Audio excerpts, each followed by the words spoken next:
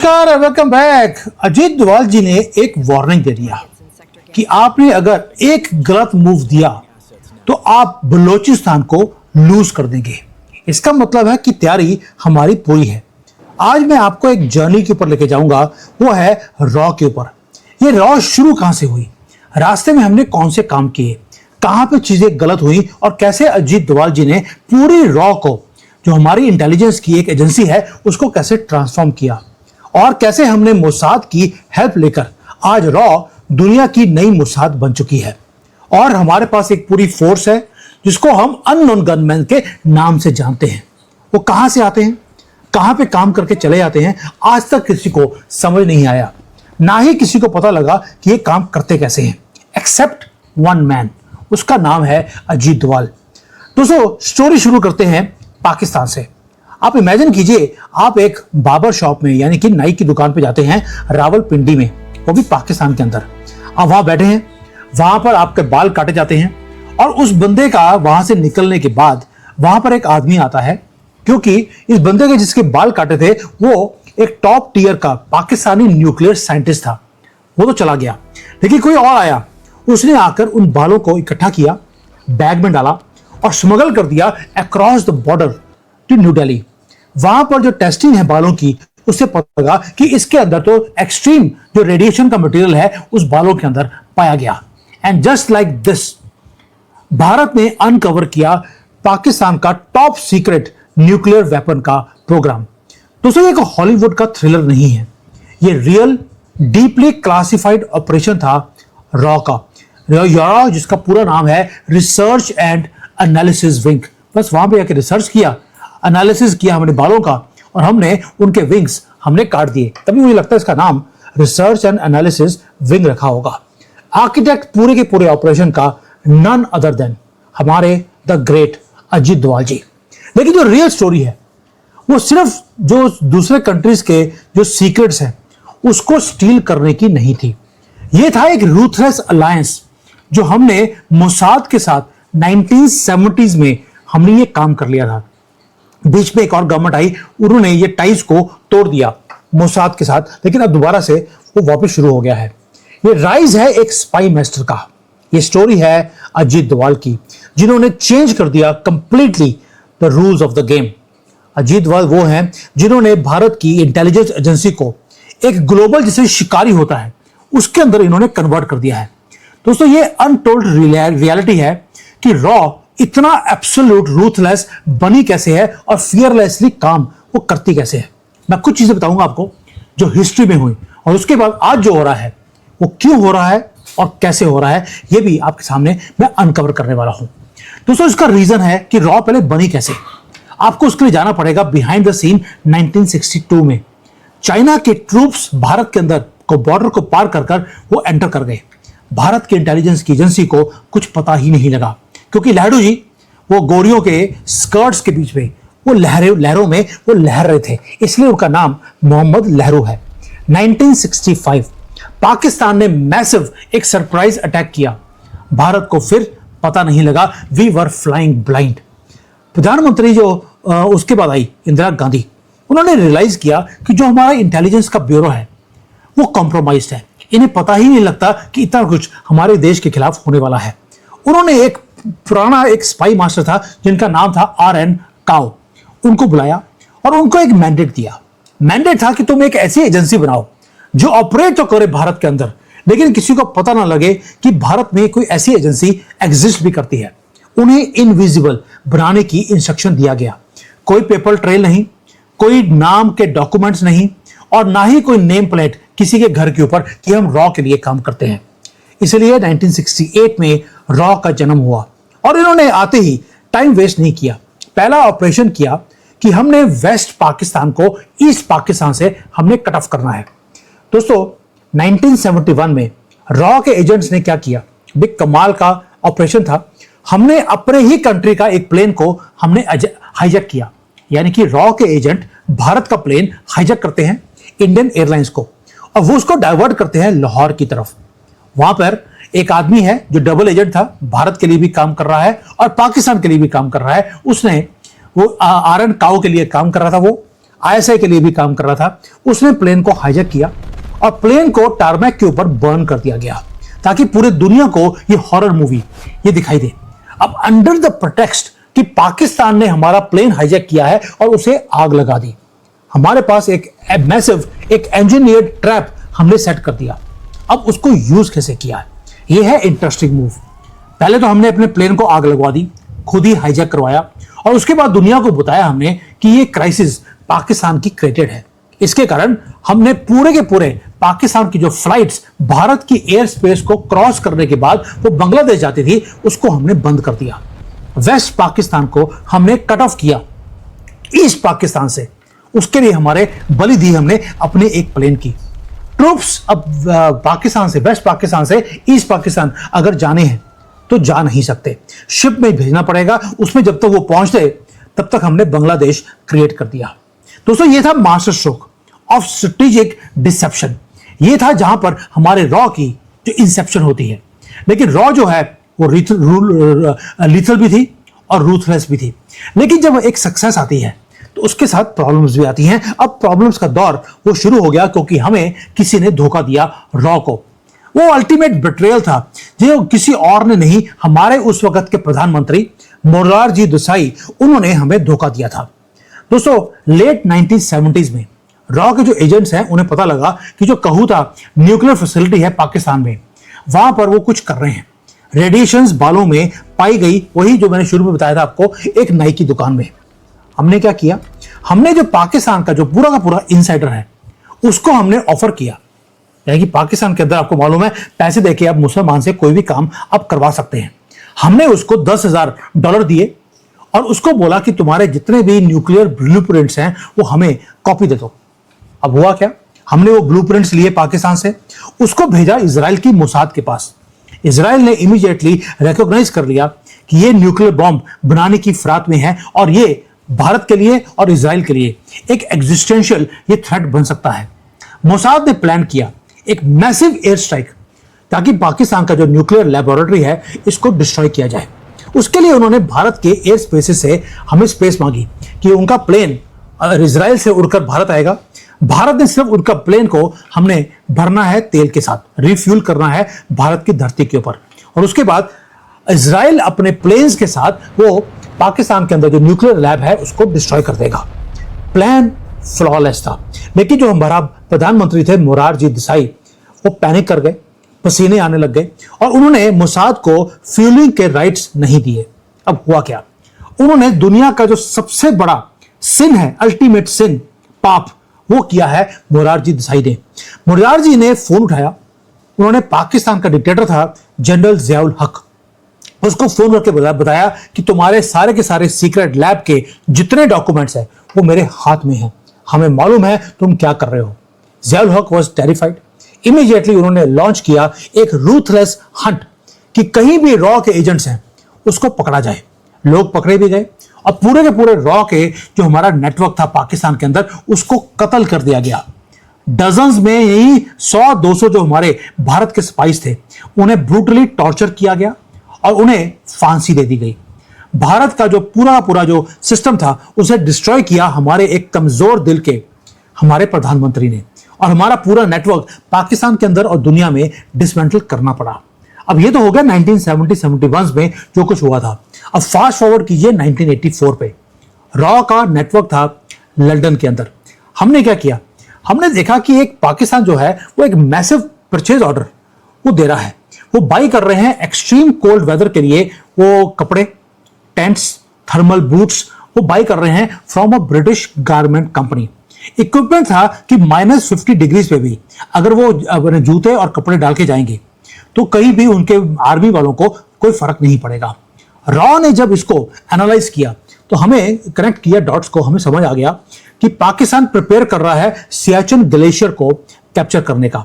हमने क्या किया, रॉ के जो ऑपरेटिव्स हैं उन्होंने ब्रिटिश कंपनी को पैसे दिए, पैसे देकर बोला कि जो ये शिपमेंट आप पाकिस्तान को देने वाले हैं उसको 1 या 2 हफ्ते के लिए आप डिले कर दीजिए। और भारत ने उस 2 हफ्तों में इंडियन आर्मी को हमने वहां पर पोजीशन कर दिया ऊपर ग्लेशियर्स के ऊपर। हमने एयरलिफ्ट किए अपने लोगों को, हमने सियाचिन बे ऊपर अपने डेड विंटर की रात को हमने अपने बंदों को वहां पे पहुंचा दिया। जब तक पाकिस्तान की आर्मी वहां पहुंचती, हमारे लोग मशीन गन्स को लेकर हम ऑलरेडी बैठे हुए थे और सियाचिन को हमने परमानेंटली हमने सिक्योर कर लिया। दोस्तों, ये काम है जो हमने किए। लेकिन जो इंटेलिजेंस है, अभी 84-85 की बात है ये, तब तो हमने ये काम कर लिए। लेकिन इंटेलिजेंस जो है वो बड़ी फ्रेजाइल गेम है। आप 99 टाइम्स जीतते हैं, लेकिन एक बार आपकी हार भी होती है। 1999 में पूरा का पूरा सिस्टम वो कंप्लीटली ब्रेकडाउन हो चुका था, क्योंकि 10-15 साल पहले आपने कुछ किया था, उसके बाद कुछ हुआ ही नहीं। रॉ ने इंटरसेप्ट किया हाईली क्लासिफाइड वार्निंग्स कि पाकिस्तान कुछ करने वाला है कारगिल के अंदर। वहां पे जो रॉ के एजेंट्स हैं, उन्होंने इंफॉर्मेशन भेजा कि पाकिस्तान मनूवर कर रहा है अपनी मूवमेंट्स, जो उसके ट्रूप की मूवमेंट्स है, उसको इसके पास, भारत के बॉर्डर के पास। इवन की जो पाकिस्तान का आर्मी चीफ था परवेज मुशर्रफ, उसके फोन को टैप कर लिया हमारे रॉ के एजेंट्स ने। लेकिन जब सारा कुछ हमारे ब्यूरोक्रेसी को दिल्ली में भेजा गया, ब्यूरोक्रेट्स ने हर चीज को जानबूझकर इग्नोर किया और रिजल्ट था कारगिल का वॉर हुआ। हम प्रिपेयर्ड ही नहीं थे। हमारे हंड्रेड्स ऑफ इंडियन सोल्जर्स मारे गए पहले कुछ दिनों में। उसके बाद हमने जो वाट लगाई वो रॉ की जीत नहीं, वो हमारी आर्मी और हमारी एयरफोर्स की वो जीत है। इसलिए भारत को समझ आ गया कि हमें अपने जो रॉ का पूरा सिस्टम है, इसे हमें ओवरऑल हमें करना पड़ेगा, हमें चेंज करना पड़ेगा। इसलिए नेशनल सिक्योरिटी काउंसिल को फॉर्म किया गया और इंटेलिजेंस को सेंट्रलाइज किया गया सेंट्रल गवर्नमेंट के पास। स्ट्रक्चर था, हमने युद्ध नहीं जीतने, स्ट्रक्चर था कि हमने माइंडसेट्स को चेंज करना है।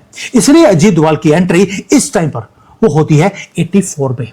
दोस्तों, अजीत डोभाल वो हैं जो हमारे नेशनल सिक्योरिटी काउंसिल के एडवाइजर हैं आज की डेट में, यानी कि एनएसए हैं। वो सिर्फ उन्होंने रॉ को इनहेरिट नहीं किया। जब से ये आए हैं अजीत डोभाल, उन्होंने रॉ को वेपनाइज कर दिया। डोभाल जी ने क्या किया? उन्होंने इंट्रोड्यूस किया एक brand new doctrine of Indian geopolitics. हमारी पहले होती थी हमारा डिफेंसिव, एक पॉलिसी थी हमारी फॉरेन पॉलिसी। अजीत डोभाल ने एक वर्ड दिया, ऑफेंसिव डिफेंस। अब हुआ क्या है? भारत पहले पिछले 60-70 साल हम सिर्फ रिएक्ट करते रहे। पाकिस्तान टेररिज्म को स्पॉन्सर करता था और भारत ग्लोबल स्टेज के ऊपर विक्टिम कार्ड हम यूज करते थे कि देखिए पाकिस्तान ने आकर हमारे साथ क्या कर दिया। डोभाल जी ने पूरी की पूरी स्क्रिप्ट को फ्लिप कर दिया। उनका मैसेज बड़ा ही क्लियर था, एब्सोल्युटली चिलिंग। क्या? अगर आपने मुंबई या भारत में किसी भी गांव में भी अगर आपने अटैक किया, इस बार बलूचिस्तान आपके कब्जे से वो बाहर निकल जाएगा। अब देख लीजिए बलूचिस्तान में आज क्या हो रहा है। 85 से लेकर 90% बलूचिस्तान में आपको पाकिस्तान की पुलिस और आर्मी आज दिखाई नहीं देती। उन्होंने अपनी करेंसी, अपना राष्ट्रगान, अपना झंडा उन्होंने लहरा दिया है। That means Balochistan Pakistan army के कब्जे से ऑलरेडी बाहर निकलना शुरू हो गया। अब अजीत डोभाल जी क्या करते हैं? ओपनली वो स्टेट करते हैं, ही स्पीक्स कि भारत अब टेररिस्ट को भारत की धरती के ऊपर फाइट नहीं करेगा। भारत अब दुश्मन के टेररिस्ट को उसी की कंट्री में वो यूज करवाएगा। आप देख लीजिए आज जो Pakistan occupied Indian territory of Kashmir है, वहां पे क्या हो रहा है। जो टेररिस्ट इन्होंने क्रिएट किए थे भारत को तंग करने के लिए, आज वही पाकिस्तान की आर्मी को पीओजेके में वो तंग कर रहे हैं। भारत एक्टिवली वर्क कर रहा है कि हमारा जो दुश्मन है उसकी जो वनरेबिलिटी है उसको हम यूज कर रहे हैं। उसके लिए हमें इकोनॉमिक वॉर करना पड़े, पॉलिटिकल वॉर हो, इंटरनल सिक्योरिटी के थ्रेट्स हो पाकिस्तान के अंदर, we are creating all of them. और डोभाल जी के अंदर क्या हुआ? हमने जो मोरारजी देसाई के टाइम पर जो बिट्रेयल था, जो हेजिटेशन थी, उस एरा को हमने कंप्लीटली हमने खत्म कर दिया है। अब हो क्या रहा है? हम स्टार्ट कर रहे हैं ब्लड पाथ में कि एक हमने एग्रीमेंट किया है मोसाद के साथ मिलकर कि मोसाद को अगर हमारे एजेंट्स की जरूरत है तो हम उनको भेजते हैं, और अगर हमें मोसाद के किसी भी फॉर्मूले की जरूरत है या उनके एजेंट्स की जरूरत है, इंटेलिजेंस की जरूरत है, तो हमें मोसाद वो प्रोवाइड करता है। तो भारत ने इजराइल का जो मॉडल ऑफ इंटेलिजेंस है उसको एम्ब्रेस किया और इंटीग्रेट कर लिया, जिसमें स्ट्राइक पहले हम करते हैं, एलिमिनेशन टारगेटेड हम करते हैं, और जीरो अपॉलॉजी पूरे दुनिया के अंदर। किया तो किया, कर लो जो करना है। दोस्तों, जब आप देखिए जब टेररिस्ट ने उरी के अंदर अटैक किया था, रॉ ने कोई डिप्लोमेटिक कोई भी हमने प्रोटेस्ट नहीं किया। हमने क्या किया? हमारे जो रॉ है उसने प्रोवाइड किया प्रिसाइज सैटेलाइट की इमेजरी को, ड्रोन के सर्वेलेंस को, ह्यूमन इंटेलिजेंस को, और भारत के जो स्पेशल फोर्सेस हैं वो बॉर्डर क्रॉस करके गए और वहां पे जो लॉन्च पैड्स है उसको हमने खत्म कर दिया। 300 जानवर ऊपर भेज दिए गए लुल्ला के पास, ये अजीत डोभाल जी बोल रहे हैं। उसके बाद उन्होंने पुलवामा के अंदर उन्होंने अटैक किया। डोभाल जी ने कोऑर्डिनेट किया बालाकोट का एयर स्ट्राइक। भारत के जो मिराज जेट्स थे वो गए टेररिस्ट कैंप्स के अंदर, पूरे अंदर डीप इनसाइड, और वहां पे जाकर हमने बोम्बार्डमेंट कर दी। पूरा रेड लाइन को हमने क्रॉस किया परमानेंटली, क्योंकि पहली बार 1971 के वॉर के बाद हमारे प्लेन्स पाकिस्तान की टेरिटरी में एंटर किए थे। पाकिस्तान को समझ नहीं आया कि कब अजीत डोभाल जी उनको ठोक कर वापिस आ गए।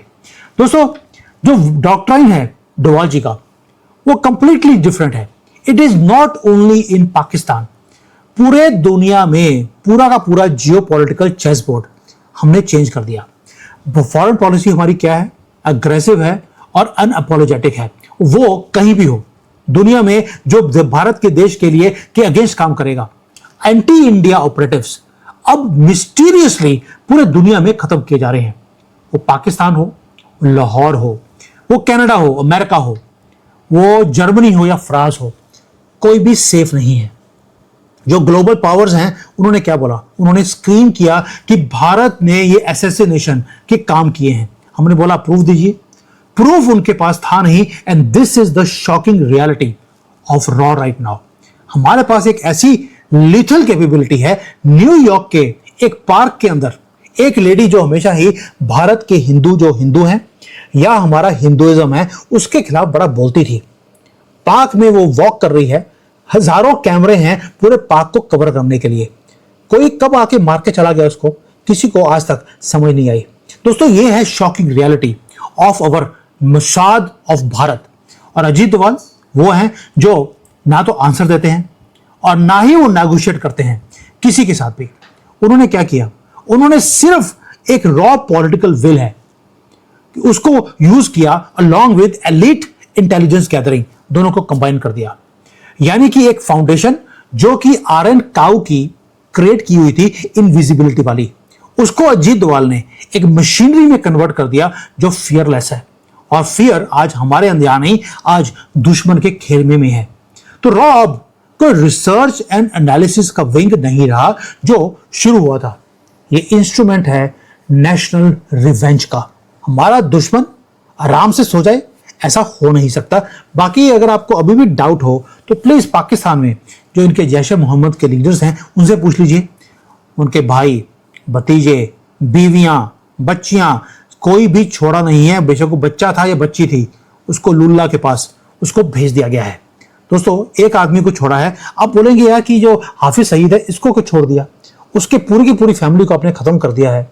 और उसका रीजन है क्योंकि ये कार्ड हम यूज करते हैं पूरे इंटरनेशनल मीडिया में और इंटरनेशनल ऑर्गेनाइजेशंस में कि यूनाइटेड नेशंस का जो सबसे बड़ा डेजिग्नेटेड टेररिस्ट है वो पाकिस्तान में अभी भी जिंदा है और उसकी आर्मी के साथ मिलकर वो सारे काम कर रहा है। इसलिए हमने उसके आसपास के लोगों को मार दिया, उसके ड्राइवर तक को मार दिया, उसको छोड़ दिया, क्योंकि वो कार्ड हमारे लिए बड़ा इंपॉर्टेंट है। तो अब रॉ क्या कर रही है? वो वॉच करती है, वो वेट करती है, और जब टाइम राइट होता है वो स्ट्राइक करती है। और किसी को समझ नहीं आता कि स्ट्राइक करके चला कौन चला गया। ये है नया भारत। और ये अब हम प्ले करते हैं playing to go for the kill, not playing to keep our country safe. Country तो सेफ हमने कर लिया, अब हमने जो दुश्मन कंट्री है उसके खेमे में जाकर कैसे आग लगानी है ये हमने सीख लिया। ये सीखा है मोसाद से, और हमने एक रूथलेस मोसाद भारत में क्रिएट कर लिया। और उसका आर्किटेक्ट नन अदर देन हमारे ग्रेट अजीत डोभाल। और मैं कई बार बोला आपको, मेरे बहुत बड़े वो आइडल हैं अजीत डोभाल जी, और मेरी विश है एक दिन मैं उनको मिलने जाऊंगा। एंड जिस दिन हुआ, I will share that information with you. Thank you. जय हिंद, वंदे मातरम।